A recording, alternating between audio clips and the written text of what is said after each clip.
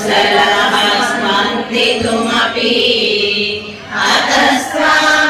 अतस्त्वामाराध्याम् हरिहरविरिञ्चादिभिरपि प्रणन्तुं सोतुं वा कथमकृतपुण्यः प्रभवति तनीयां सम्पांसुम् तव चरणपङ्केरुणभवम् विरिञ्चिं सञ्चिन्वन् विरचयति लोकानविकलम् वहत्येनं सौरिः कथमपि सहस्रेण शिरसा हरः संक्षुभ्ययनम् भजति वसितो दूरनविधिम्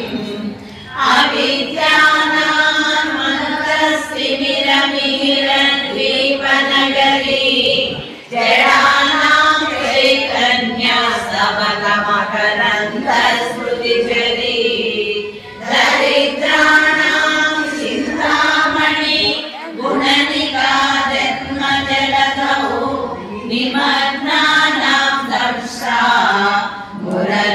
मुररिपुराणस्य भवति त्वदन्यपाणिभ्याम् अभयवरदो दैवतगणः त्वमेकानैवासि प्रकटितवराभिजविनया भयत्रातुं दातुं फलमपि च वाञ्छासमधिकम्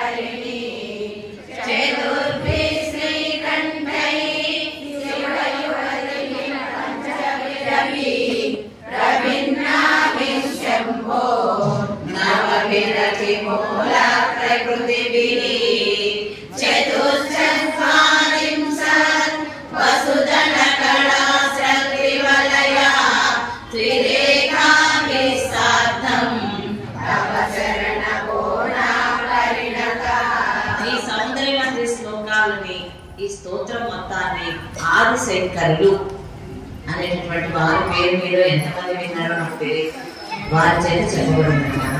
ఎలాగైతే భారతదేశం అంతా కూడా అనేక రకాలైనటువంటి మతాలతోటి భిన్నమైన అభిప్రాయాలతోటి సనాతన ధర్మాన్ని సనాతన సాంప్రదాయాన్ని అణగగొట్టబడింది.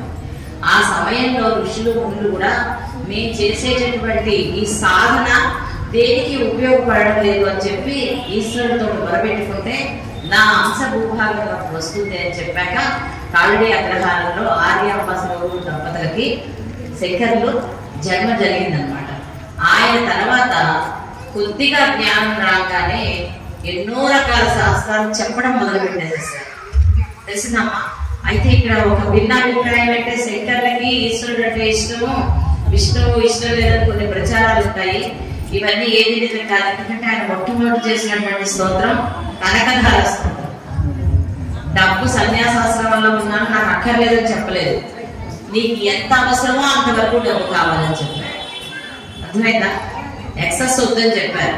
ఫ్రీ ఇచ్చేస్తున్నారు కదా అని ఉచిత పథకాలు తీసుకుంటే మొత్తం రాజ్యం అంతా కూడా భ్రష్టు పట్టిపోతుంది. ఫ్రీ బస్సులు ఫ్రీగా ఏవేవో ఇచ్చేస్తూ ఉంటారు మన గవర్నమెంట్. దానివల్ల నష్టమే కానీ లాభం ఎక్కువ ఉండదు.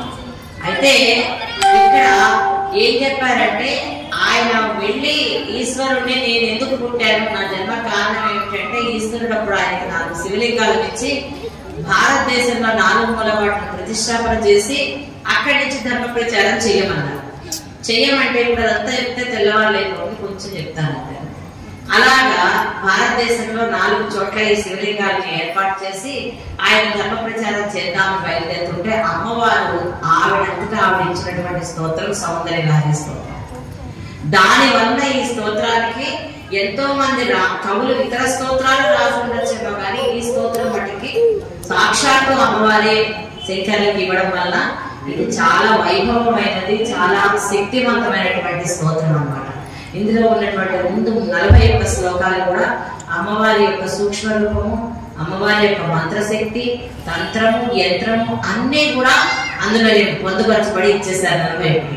ఆ తర్వాత ఉన్నటువంటి 59 శ్లోకాలు కూడా అమ్మవారి యొక్క రూప వర్ణన అన్నమాట. రూప వర్ణన అంటే మనం ఏమనుకుంటూ ఉంటామంటే ఇలా కళ్ళు బాగుంది, ముక్కు బాగుంది, నోరు బాగుంది, ఇవాళ కట్టుకుని చీర బాగుంది ఇలా అనుకుంటాం. కాదు, ఆ శరీరంలో ఉన్నటువంటి ఒక్కొక్క అవయవము దాని యొక్క గొప్పతనము అక్కడ ఉన్నటువంటి అమ్మవారి స్వరూపం. మేము ఇంకా చాలా వీడియోస్ ఇవాళ మా వీడియోగ్రాఫర్స్ రావడానికి కుదరలేదన్నమాట. వస్తే ఇదంతా ఒక లైవ్ ప్రోగ్రామ్ ఉండేది. మీరు పాత వీడియోస్ మా వీడియో ఉంటాయి, ఒకసారి రాణి పంపిస్తుంది అందరికి చూడండి. ఏ స్థానంలో అమ్మవారు ఏ రూపంలో ఉందో చెప్పారు మనకి. అర్థమైందమ్మా? దుర్వాస మహామని ఆయన చెప్పినట్లుగా శరీరంలో ఏ భాగంలో అమ్మవారు ఎలా ఉందో తెలుసుకోవాలి అంటే అది చదువుకోవాలన్నమాట. అందుకని శరీరమే ఒక క్షేత్రంగా భావన చేసి ఆరాధన చేసుకోవాలి. దీనికి స్నానం చేయించడం, దీనికి ఆహారాన్ని పెట్టడం, దీనికి రక్షణ కల్పించుకుంటూ ఉండడం, ఇవన్నీ కూడా దేవాలయాన్ని కాపాడుతున్నటువంటి విధానాలు అన్నమాట. ఈ శరీరం ఉన్నంతసేపు మాత్రమే మనకి ఏమవుతుంది, పూర్వజన్మలో చేసుకున్నటువంటి కర్మలు మంచివైతే సుఖాన్ని అనుభవిస్తాం, చెడ్డవైతే దుఃఖాన్ని అనుభవిస్తూ ఉంటాం. ఈ కర్మలు ఎవరు చేసినవి కాదు, దేవుడు మమ్మల్ని చిన్న చూపు, దేవుడు ఎప్పుడు చూడదు, దేవుడు ఏం చేయడు, సాక్షి. మనం చేసేటటువంటి మంచి చెడులు రెండు కూడా గమనిస్తూ ఉంటాడు అంతే. మీరు పెట్టే నైవేద్యాలన్నీ ఆయన ఏమి తినడు, మనమే మాకు ఈ ఆహారాన్ని ఈ రోజు నువ్వు కలగజేస్తావయ్యా, మేము తిరగలుగుతున్నామని చూపించి ప్రసాదంగా మనందరం కూడా తీసుకుంటూ ఉంటాం. ఒక అగ్నిహోత్రం ద్వారా వెళ్ళిన పదార్థం మాత్రమే భగవంతుడికి చేరుకుంటుంది అన్నమాట. అందుకని మనం అసలు విషయం మానేసి ఇంకా పక్కదోవలు పట్టేస్తున్నాం. ఈ పక్కదోవలు పట్టేసేటటువంటి విధానాన్ని మనం మానుకోవాలి. ఇక్కడ ఈ 4 శివలింగాలు కూడా భారతదేశంలో అంటే కొన్ని విభిన్న అభిప్రాయాలు ఉన్నాయి దాని గురించి. శృంగేరి, పూరి, ద్వారక, బదరి అని కొంతమంది, కేదార్ అని కొంతమంది అంటూ ఉంటారు. మొత్తానికి ఈ చోట్ల ఏర్పాటు చేసి ధర్మ ప్రచారం శిష్యులతో మొదలు పెట్టారు ఆదిశంకర్ వారు. కాంచి క్షేత్రం కూడా ఉంది దాంట్లోనూ, కామకోటి పీఠం అనమాట. అయితే ఇందులో శృంగేరి పీఠము అన్నింటికన్నా కూడా పెద్ద పీఠం. ఎందుకంటే అక్కడ బ్రహ్మగారే మండల విష్ణుడు రూపంలో పీఠాధిపతులుగా ఉన్నారు కనుక శారదాంబ అక్కడ అమ్మవారు వెలిసింది అనమాట శృంగేరి. అది ఎప్పుడు త్రేతాయుగం నుంచి ఉన్నటువంటి క్షేత్రం. తెలుసుకున్నామా? అటువంటి శృంగగిరి గురువులు భారతీతీర్థ స్వామి వారి ఆశీస్సులతోటే అందరం కూడా ఇంత పెద్ద కార్యక్రమాలు చేయగలుగుతున్నాము అంటే ఎక్కడ ఆశీస్సులు లేకుండా చేయగలుగుతారు చెప్పండి. మీరందరికీ మేము రావాలని, మాట్లాడాలని, చదవాలని మీ అందరికీ ఎంత కోరుకుంటుందంటే కేవలం వారి ఆశీస్సు, అమ్మవారి కృప. అర్థమైందమ్మా? ఇది ఒక లహరిలాగా ప్రయాణం చేసుకోండి. ఇందులో మనకి మొట్టమొదటి ఏం చెప్పారయ్యా అంటే శివుడు, విష్ణువు, బ్రహ్మగారు కూడా అమ్మవారి యొక్క శక్తి వాళ్ళతో ఉంది కనుకనే బ్రహ్మ, విష్ణు, మహేశ్వరుడు ముగ్గురు కూడా సృష్టి స్థితి లయం చేస్తున్నారు. లేకపోతే వాళ్ళకి సొంత శక్తి లేదు. వస్తువు తీసి పెట్టాలంటే కొంత పవర్ కావాలి కదా మనకి, పెట్టాలంటే అలాగే వాళ్ళు అంత పెద్ద కార్యక్రమం చేస్తున్నారు అంటే కేవలం అమ్మవారి కృప అని చెప్పి ఇంకొక మాట ఏమంటున్నారంటే ప్రణంతు స్తోతుం వాకనమకుత పుణ్యః ప్రభవతి. ఒకవేళ నమస్కారం చేద్దామన్నా లేదా అమ్మని గురించిన స్తోత్రం చేద్దామన్నా కూడా నీకు పూర్వజన్మ సుకృతం ఉండాలి. పూర్వజన్మ సుకృతం ఉన్నవాడు మాత్రమే అమ్మని ఆరాధన చేయగలుగుతారు. ఎంతో మంది ఉంటారు, మన ఇంట్లో కూడా ఎంతో మంది ఉంటారు. ఎంతమందికి ఇది వంట పడుతుంది చెప్పండి? అందరికీ ఆ యోగం ఉండాలి కదా. కాసేపు శరీరం ఏదైనా శక్తి లేనట్లయితే అయ్యో కాస్త ఓపుకుంటే వాడు ఏదైనా భగవంతుడు చదువుకునేమో దాన్ని కదా అంటే మన శరీరం స్వాధీనం లేదు. ఒక్క క్షణం భగవంతుడు మనని చిన్న చూపు చూశాడు అంటే పొద్దుకు నిద్ర లేవమండి. అవునా కదా? పడుకున్న వాడు పడుకున్నట్టు వెళ్ళిపోతారు. ఎంతమంది వెళ్ళలేరు. ఎన్నో మనం వెళ్ళుకుంటాం, ఎన్నో మనతో ఉన్నాయనుకుంటాం, ఏమీ ఉండదు. అందుకని శరీరం గట్టిగా ఉన్నప్పుడే చక్కగా మన ఏవైతే సత్కర్మలు చేసుకుంటున్నామో, గృహస్థాశ్రమంలో ఏమేమి చేయాలో వాటినన్నిటినీ పాటించుకుంటూ తర్వాత తరాలకి వాటిని అందజేయాలి. ఇందాక నారాయణాచార్య గారి శిష్యుడు పాటించారు. నేను కూడా ఆయన స్టూడెంట్, ఆయన దగ్గర నేను కూడా 200 కీర్తనలు నేర్చుకున్నాను.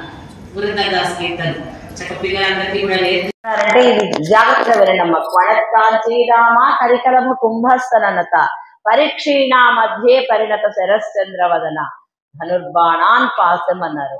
క్వణత్కాంచీరామ సన్నటి నడుము ఉంది ఆవిడికి, దానికి సన్నటి మొలనూలు లాంటి వడ్డాణం ఉందిట, దానికి చిన్న చిరు మువ్వలు ఉన్నాయన్నమాట. అంటే ఇంతలాగా ఏమిటండి ఆ అమ్మవారి యొక్క నడుము గురించి చెప్పడం ఏమిటి? కరికలభ కుంభస్థనత, గున్న ఏనుగు వంటి తల వంటి స్థల భాగం ఉంది అని చెప్పారట. ఇలా చెప్పచ్చా శంకర్లు? ఇలా మాట్లాడచ్చా అని సందేహం. దీనివల్ల మేము సౌందర్యలహరి చదవలేదని చెప్పేవాళ్ళు కూడా కొంతమంది ఉన్నారన్నమాట. ఎందుకు చెప్పారంటే సన్నటి నడుము ఉన్నటువంటి స్త్రీకి సంతానం ఎక్కువ మంది ఉంటారు. అంటే ఇప్పుడు అలాంటి వాళ్ళు తక్కువ మంది ఉన్నారు. ఎందుకంటే మనం పని లేదు కదా ఏమీ, అందుకని అలాగా అందరు లావ్ అయిపోతున్నారు. అర్థమైందా? అక్కడ ఆ సన్నటి నడుము ఉంది గనక నీకు మాకు ఈ సృష్టికి ఆగిపోయేటటువంటి తంతు లేదమ్మా, ఈ సృష్టి జరుగుతుంది. మీ గోదావరి ఛానల్ను సబ్స్క్రైబ్ చేయండి, లైక్ చేయండి, షేర్ చేయండి.